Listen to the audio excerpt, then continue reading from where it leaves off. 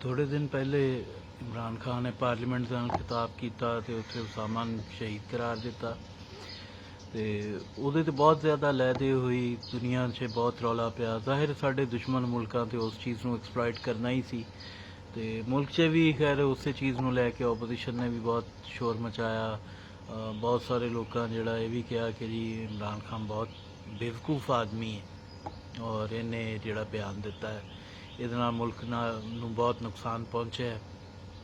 ਜ਼ਾਹਿਰ ਹੈ ਉਹਨਾਂ ਦੀ ਗੱਲ ਆਪਣੀ ਜਗ੍ਹਾ ਇਸ ਹਵਾਲੇ ਨਾਲ ਤਾਂ ਠੀਕ ਹੈ ਕਿ ਮੁਲਕ ਨੂੰ ਨੁਕਸਾਨ ਪਹੁੰਚਿਆ, ਲੇਕਿਨ ਇਹ ਜਿਹੜਾ ਕਹਿੰਦੇ ਨੇ ਕਿ ਇਮਰਾਨ ਖਾਨ ਬੇਵਕੂਫ ਆਦਮੀ ਹੈ, ਇਹਨੂੰ ਮੈਂ ਤਸਲੀਮ ਨਹੀਂ ਕਰਦਾ। ਇਹ ਸਾਡੇ ਅਕਸਰ ਦੋਸਤ ਪੀਪਲਸ ਪਾਰਟੀ ਵਾਲੇ ਔਰ ਨੂਨ ਲੀਗ ਵਾਲੇ ਜਿਹੜੇ ਨੇ ਇਮਰਾਨ ਖਾਨ ਨੂੰ ਬੇਵਕੂਫ ਕਹਿੰਦੇ ਨੇ। ਬੇਵਕੂਫ ਨਹੀਂ ਹੈ ਉਹ, ਇੰਤਹਾਈ ਬਲਕਿ ਖਤਰਨਾਕ ਹੱਦ ਤੱਕ ਜ਼ਹੀਨ ਆਦਮੀ ਹੈ।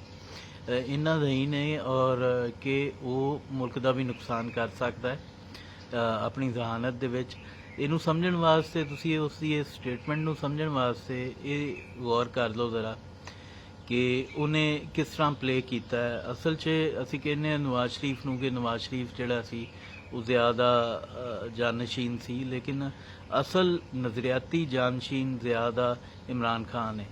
ज़रा तुसी सियासत ते गौर करो कि रिहाम खान नू डिवोर्स दी और शादी किहदे नाल कीती? पीरनी नाल कीती। पीरनी कौन है? मतलब एक पीरी फकीरी और जड़ा साडा तबका है साडे मुल्क दे विच पीरी फकीरी नू मनण वाला, पीरा मरीदां वाला एक खास मकतबे फिकर है, बरेलवी या सूफी उन्हां नू कह लो। सो उन्हां नू उन्हें उस तरह हथ काबू कर लिया और मत्था भी टेक लिया उत्थे जाके पाकपतन। उस तो बाद उन्हें दूसरा वड्डा तबका सी साडा मजहबी तबका जिहड़ा मकतबे फिकर दे लिहाज नाल वड्डा है बहुत, वो है देवबंद तबका। उहदे वास्ते उन्हें हिकमत अमली अपनाई कि उन्हें मौलाना तारिक जमील साहब नाल दोस्ती गंढी। उस तो बाद वो एक हो गया तबका। फिर उन्हें शिया नू अपने नेड़े लियांदा। वो जुल्फी बुखारी तुहानू पता है, तुहाडे इल्म च उन्होंने फेवर दिती और उन्होंने मतलब है जोड़े रीसेंट वाक़या होया है तुहाडे सामने, ईरान तो जोड़ा ज़ायरीन बॉर्डर तो बगैर टैस्ट के सैटल्ड एरिया से लियाण का उन्होंने मौका दिता जुल्फी बुखारी नू। वो ज़ाहिर एक शिया नू फेवर सी, मतलब शिया भी इस तरह करके उहदे काबू च ने।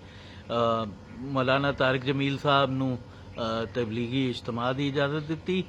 कोरोना के बावजूद ज़ायरीन अंदर आए, कोरोना के बावजूद तबलीगी इज्तमा की इजाज़त दी गई।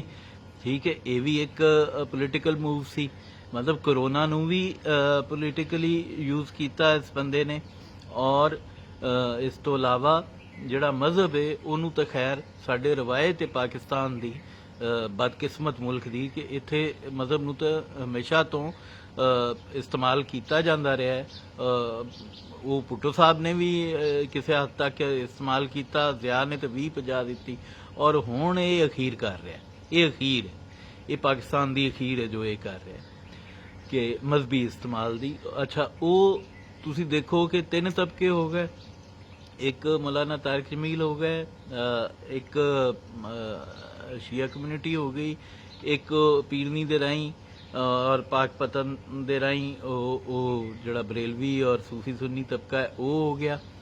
अच्छा, हुण इंटरस्टिंगली ये बड़े राजी हो रहे होणगे, मैनू बड़ा भैड़ा समझ रहे होणगे सुन्नी भी, शिया भी ते देवबंदी भी। ते खैर इस तो पहले एक होर गल, हुण ये जिहड़े मौलाना तारिक देवबंद चूंकि बहुत वड्डा मकतबे फिकर है साडे पाकिस्तान का, ते उहदी वजह तो जिहड़ा पूरा देवबंद तबका है वो इन्हां दे काबू नहीं आ सकिया ना मौलाना तारिक जमील दे राही। उहदी वजह जाहिर सी कि मौलाना साहब जिहड़े ने वो थोड़ा जिहा दरमियाना स्टांस रखते ने, उस तरह का स्टांस नहीं रखते जिहड़े कि बाकी उलमाए देवबंद रखते ने, खास तौर पर तकफीर के लिहाज नाल। सो बड़ा जरूरी सी उन्हां इहदे वास्ते कि ये जिहड़ा जहादी एलीमेंट है देवबंदां दा उहनूं भी अट्रैक्ट करे। उन्होंने अट्रैक्ट करने वास्ते दरअसल ये जिहड़ा उसामा बिन लादन वाली स्टेटमेंट दी गई है, ये पोलिटिकल स्टेटमेंट सी, ये उन्होंने दी गई है और अगले इलैक्शन की तैयारी है बुनियादी तौर पर। अच्छा, हुण शिया भी नहीं बोलणगे क्योंकि शिया बहुत वड्डा वोटर है इन्हां दा। इस तरह जिहड़ा है देवबंद वो भी नहीं बोलेगा ਕਿਉਂਕਿ ਉਹਨਾਂ ਨੂੰ ਵੀ ਤਬਲੀਗੀ ਇਜਤਮਾ ਦੀ ਵੀ ਇਜਾਜ਼ਤ ਮਿਲੀ। ਹੁਣ ਉਹਨਾਂ ਦੇ ਜਹਾਦੀ ਨੈਰੇਟਿਵ ਨੂੰ ਵੀ ਉਹਨਾਂ ਸੈਕਿੰਡ ਕਰ ਦਿੱਤਾ। ਬਰੇਲਵੀਆਂ ਦਾ ਤੁਹਾਨੂੰ ਪਹਿਲੇ ਦੱਸ ਚੁੱਕਿਆ, ਉਹ ਘਰ ਦੀ ਗੱਲ ਹੈ। ਅੱਛਾ, ਹੁਣ ਇੰਟਰਸਟਿੰਗਲੀ ਇਹਨਾਂ ਤਿੰਨਾਂ ਤਬਕਿਆਂ ਨੂੰ ਮੈਂ ਭੈੜਾ ਲੱਗ ਰਿਹਾ ਹੋਵਾਂਗਾ, ਸ਼ੀਆਂ ਨੂੰ, ਬਰੇਲਵੀਆਂ ਨੂੰ, ਦੇਵਬੰਦਾਂ ਨੂੰ ਔਰ ਜਹਾਦੀਆਂ ਨੂੰ ਵੀ।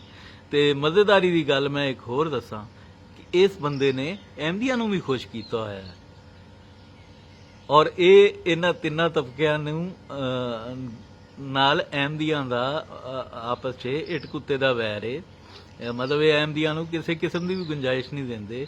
ਔਰ ਐਸਾ ਇੰਟਰਸਟਿੰਗਲੀ ਐਸਾ ਜੀਨੀਅਸ ਆਦਮੀ ਹੈ ਕਿ ਉਹਨੇ ਅਹਿਮਦੀਆਂ ਨੂੰ ਵੀ ਖੁਸ਼ ਕੀਤਾ ਹੈ।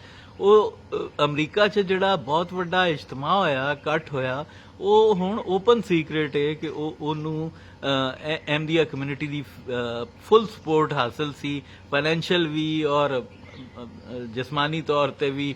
ਮਤਲਬ ਉਹ ਜਿਹੜਾ ਕਰਾਊਡ ਸੀ ਉੱਥੇ, ਉਹਦੇ ਵਿੱਚ ਅਕਸੀਅਤ ਅਹਿਮਦੀਆਂ ਦੀ ਸੀ।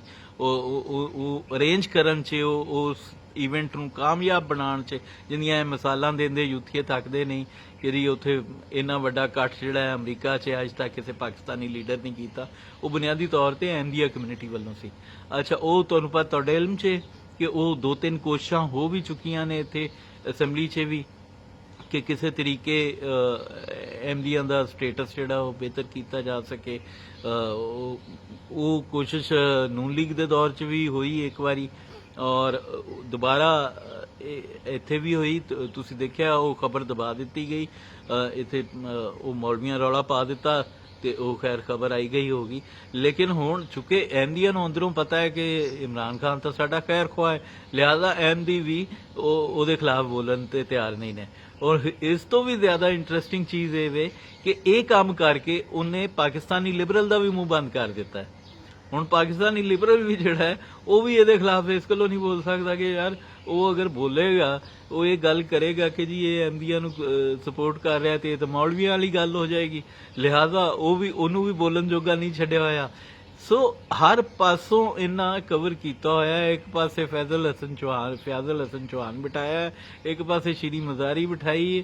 ਹਰ ਤਬਕੇ ਦਾ ਬੰਦਾ ਇਹਨਾਂ ਕੋਲ ਮੌਜੂਦ ਹੈ ਔਰ ਹਰ ਤਰੀਕੇ ਨਾਲ ਇਹ ਮਜ਼ਹਬ ਨੂੰ ਪਲੇ ਕਰ ਰਹੇ ਨੇ, ਮਜ਼ਹਬੀ ਕਾਰਡ। ਉਸਾਮਾ ਬਿਨ ਲਾਦਨ ਤੋਂ ਲੈ ਕੇ ਤੇ ਦਰਬਾਰਾ ਮਜ਼ਾਰਾਂ ਤਿੱਕਰ ਔਰ ਜ਼ਾਇਰੀਨ ਤਿੱਕਰ ਔਰ ਤਬਲੀਗੀ ਇਜਤਮਾ ਤਿੱਕਰ ਔਰ ਅਹਿਮਦੀਆ ਕਮਿਊਨਿਟੀ ਤਿੱਕਰ ਹਰ ਥਾਂ ਇਹ ਬੰਦਾ ਪੂਰਾ ਹੈ। ਮੈਂ ਇਹਨੂੰ ਕਿਸ ਤਰ੍ਹਾਂ ਬੇਵਕੂਫ ਕਹਿ ਸਕਦਾ? ਬੇਵਕੂਫ ਕਹਿਣਾ ਤਾਂ ਗਲਤ ਬਿਆਨੀ ਹੋਏਗੀ। ਉਹ ਜਿਹੜੀ ਨੂਨ ਲੀਗ ਔਰ ਪੀਪਲਸ ਪਾਰਟੀ ਦੇ ਦੋਸਤ ਪਤਾ ਨਹੀਂ ਜਾਣਬੁੱਝ ਕੇ ਕਰ ਰਹੇ ਨੇ ਜਾਂ ਉਹ ਆਪ ਹਮਾਕਤ 'ਚ ਇਹ ਗੱਲ ਕਹਿ ਰਹੇ ਨੇ ਕਿ ਇਮਰਾਨ ਖਾਨ ਅਹਿਮਕ ਹੈ। ਇਮਰਾਨ ਖਾਨ ਅਹਿਮਕ ਨਹੀਂ, ਇਮਰਾਨ ਖਾਨ ਖਤਰਨਾਕ ਹੱਦ ਤੱਕ ਸੈਲਫਿਸ਼ ਹੈ, ਖਤਰਨਾਕ ਹੱਦ ਤੱਕ ਬਲਕਿ ਖੌਫਨਾਕ ਹੱਦ ਤੱਕ ਉਹ ਖੁਦਗਰਜ਼ ਹੈ। ਉਹ ਕਿਸੇ ਦੇ ਵੀ ਸਿਰ ਤੇ ਪੈਰ ਰੱਖ ਕੇ ਉੱਤੇ ਚੜ ਸਕਦਾ ਹੈ, ਕਿਸੇ ਦੀ ਵੀ ਗਰਦਨ ਲੁਆ ਕੇ ਉੱਤੇ ਚੜ ਸਕਦਾ ਹੈ। ਉਹ ਜਿਹੜੇ ਲੋਕ ਉਹਦੇ ਮਾਜ਼ੀ ਤੋਂ ਵਾਕਿਫ ਨੇ ਉਹਨਾਂ ਨੂੰ ਪਤਾ ਹੈ ਕਿ ਕ੍ਰਿਕਟ 'ਚ ਵੀ ਇੰਝ ਹੀ ਹੁੰਦਾ ਸੀ। ਕ੍ਰਿਕਟ ਦੇ ਵਿੱਚ ਵੀ ਇਹਨੇ ਸੈਲਫਿਸ਼ਨੈਸ ਦੀ ਇੱਕ ਪੂਰੀ ਤਾਰੀਖ ਰਕਮ ਕੀਤੀ। ਇਹ ਆਪਣੇ ਮੋਹਸਨਾਂ ਨੂੰ ਦੇ ਕਰੀਅਰ ਖਤਮ ਕਰਕੇ ਆਪਣੇ ਦੋਸਤਾਂ ਦੇ, ਆਪਣੇ ਮੋਹਸਨਾਂ ਦੇ, ਆਪਣੇ ਰਿਸ਼ਤੇਦਾਰਾਂ ਦੇ ਇਹ ਕ੍ਰਿਕਟ 'ਚ ਅੱਗੇ ਆਇਆ ਸੀ ਔਰ ਇਹਨੇ ਇਸ ਤਰ੍ਹਾਂ ਕਰਕੇ ਉਹਨਾਂ ਨੂੰ ਆਊਟ ਕੀਤਾ, ਜ਼ਹੀਰ ਖਾਨ ਨੂੰ, ਮਾਜਿਦ ਖਾਨ ਨੂੰ। ਲੇਕਿਨ ਉਹ ਬਹੁਤ ਛੋਟੀਆਂ ਮਿਸਾਲਾਂ ਸੀ, ਉਹ ਇੱਕ ਟੀਮ ਦੀ ਮਿਸਾਲ ਸੀ। ਇਹ ਹੁਣ ਜਿਹੜੀ ਮੈਂ ਤੁਹਾਨੂੰ ਦੱਸੀ ਇਹਦੇ ਤੇ ਗੌਰ ਕਰਨਾ ਕਿ ਇਹ ਬੰਦਾ ਕਿਸ ਹੱਦ ਤੱਕ ਖੌਫਨਾਕ ਵੇ ਪਾਕਿਸਤਾਨ ਵਾਸਤੇ, ਕਿਸ ਹੱਦ ਤੱਕ ਖੌਫਨਾਕ ਸਿਆਸਤ ਕਰਦਾ, ਕਿਸ ਹੱਦ ਤੱਕ ਖੌਫਨਾਕ ਹੱਦ ਤੱਕ ਜ਼ਹੀਨ ਆਦਮੀ ਹੈ। ਮਤਲਬ ਇਹ ਅਹਿਮਦੀਆਂ ਦਾ ਵੀ ਲੀਡਰ ਹੈ, ਇਹ ਅਹਿਮਦੀਆਂ ਨੂੰ ਵੀ ਪਸੰਦ ਹੈ। ਇਹ ਲਿਬਰਲ ਵੀ ਇਹਦੇ ਖਿਲਾਫ ਨਹੀਂ ਬੋਲ ਸਕਦਾ ਕਿਉਂਕਿ ਉਹ ਅਹਿਮਦੀਆਂ ਨੂੰ ਇਨਸਾਨੀ ਬੁਨਿਆਦਾਂ ਤੇ ਉਹਨਾਂ ਨਾਲ ਹਮਦਰਦੀ ਰੱਖਦੇ ਨੇ। ਇਸ ਵਾਸਤੇ ਮੁਲਕ ਦੇ ਅਕਸਰ ਲਿਬਰਲ ਚੁੱਪ ਹੁੰਦੇ ਨੇ ਇਹਦੇ ਖਿਲਾਫ। ਮੌਲਵੀ ਨਹੀਂ ਬੋਲ ਸਕਦਾ ਕਿਉਂਕਿ ਮੌਲਵੀ ਦਾ ਤਬਕਾ ਜਿਹੜਾ ਹੈ ਉਹ ਕੋਈ ਵੀ ਮਕਤਬੇ ਫਿਕਰ ਹੋਏ ਉਹ ਕਿਸੇ ਨਾ ਕਿਸੇ ਪਾਸੋਂ ਇਹਨੇ ਸਪੋਰਟ ਕੀਤਾ ਹੁੰਦਾ ਹੈ। ਮਤਲਬ ਮੇਰੇ ਕਾਤਲਾਂ ਦਾ ਵੀ ਹੀਰੋ ਹੈ ਤੇ ਮੇਰਾ ਵੀ ਹੀਰੋ ਹੈ।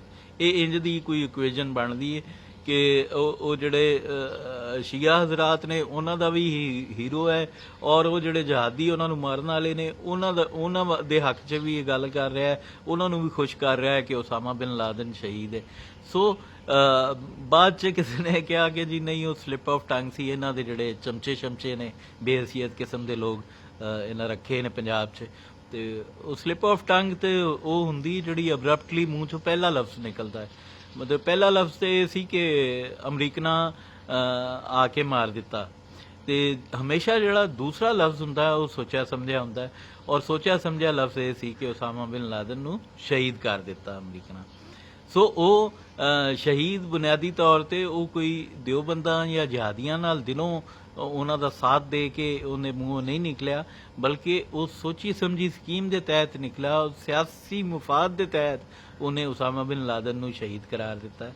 ਸੋ ਅਸੀਂ ਤੇ ਆਪਣੇ ਤੌਰ ਤੇ ਲੜ ਹੀ ਰਹੇ ਹਾਂ ਇਸ ਨਾਸੂਰ ਨਾਲ, ਜਿਹੜਾ ਜਿਸ ਸ਼ਕਲ 'ਚ ਵੀ ਪਾਕਿਸਤਾਨ 'ਚ ਮੌਜੂਦ ਹੈ। ਲੇਕਿਨ ਇਹ ਜਿਹੜੀਆਂ ਵੱਡੀਆਂ ਜਮਾਤਾਂ ਨੇ ਜਿਨ੍ਹਾਂ ਹੁਣ ਬਜਟ ਵੀ ਪਾਸ ਕਰ ਦਿੱਤਾ ਹੈ, ਉਹ ਸੋਚਣ ਕਿ ਉਹਨਾਂ ਇਹਦੇ ਨਾਲ ਕਿਵੇਂ ਲੜਨਾ ਹੈ। ਮੇਰਾ ਨਹੀਂ ਖਿਆਲ ਜਿਵੇਂ ਉਹ ਲੜਨਾ ਚਾਹ ਰਹੀਆਂ ਨੇ ਇਸ ਤਰ੍ਹਾਂ ਉਹ ਲੜ ਸਕਦੀਆਂ ਨੇ। ਇਮਰਾਨ ਖਾਨ ਜਿਹੇ ਈਵਲ ਜੀਨੀਅਸ, ਈਵਲ ਮਤਲਬ ਸ਼ੈਤਾਨ ਜ਼ਹੀਨ ਨਾਲ ਲੜਨਾ ਚਾਹ ਰਹੀਆਂ ਨੇ, ਇਵੇਂ ਉਹ ਲੜ ਨਹੀਂ ਸਕਦੀਆਂ ਜੀ। ਰੱਬ ਰੱਖਾ।